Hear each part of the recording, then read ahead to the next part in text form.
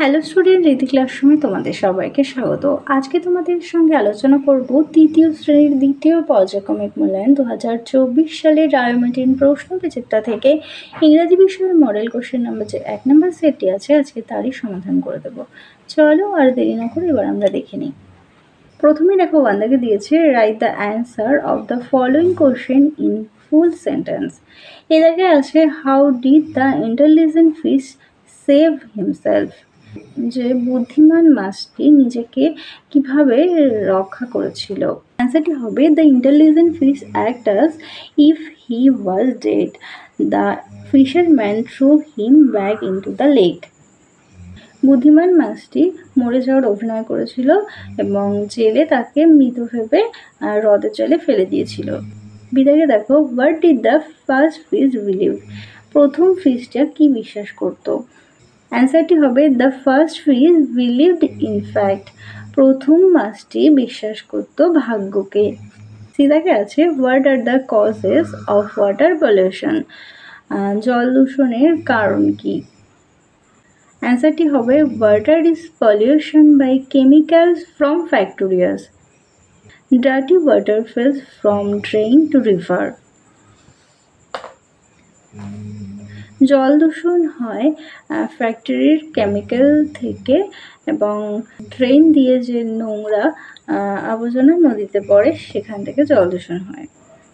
আর ডিদাগে হবে হু মকড the crane, কে সরসটিকে উপহাস করেছিল। হবে অ্যান্সারটি হবে the peacock mock at the crane, ময়ূর সরসটিকে উপহাস করেছিল। ইদাগে আছে what was the causes of peacock pride, ময়ূরটি কি জন্য গর্ববোধ করছিল। অ্যান্সারটি হবে the peacock felt very proud for his beauty, তার সৌন্দর্যের জন্য গর্ববোধ করেছিল। টুদাকে দেখো write down the meaning of the following word, নিচের শব্দগুলোর মানে লেখো। এদিকে আছে মক মানে পরিহাস করেছিল, হবে মেড ফান অফ। বিদাকে আছে মারমার্ড মানে হচ্ছে বিড়বিড় করেছিল, হবে said in a very low voice. সিদাকে আছে ইন্ট্রোডিউস মানে পরিচয় করা, হবে মেক নন।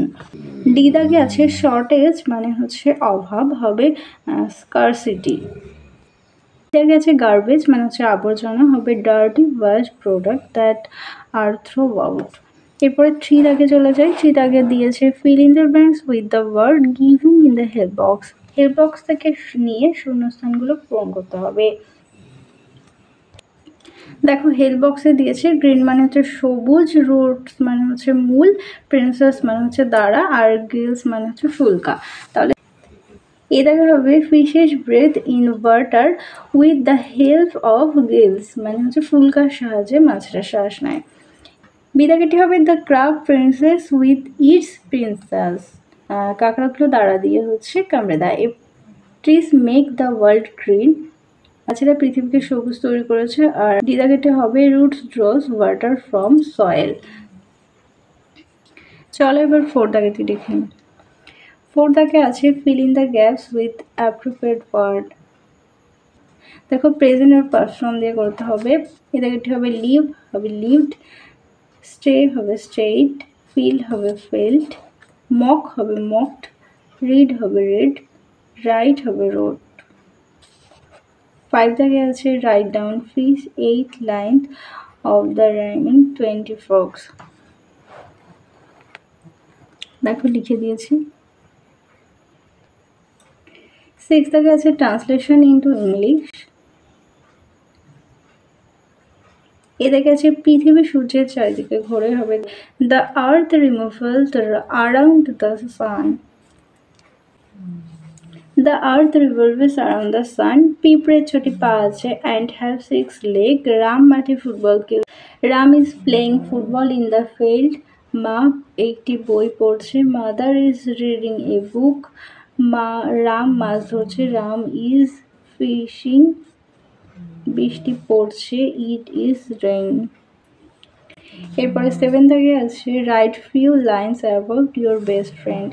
বেস্ট ফ্রেন্ড দিয়ে কিছু লাইন লিখতে বলেছি, দেখ লিখেছি I have many good friends, Rana is my best friend, he read in class 3 with me, he is very intelligent, he stand first in your class. তাহলে চলো তোমাদের 1 নম্বর মডেল সেটটি সমাধান করে দিলাম। ভিডিওটা ভালো লাগলে অবশ্যই লাইক কমেন্ট বন্ধুদের সঙ্গে শেয়ার করতে ভুলো না, আর এখনও চ্যানেলটিকে সাবস্ক্রাইব না করে থাকলে অবশ্যই সাবস্ক্রাইব করার অনুরোধ রইল। সবাই ভালো থেকো, সুস্থ থেকো, টাটা।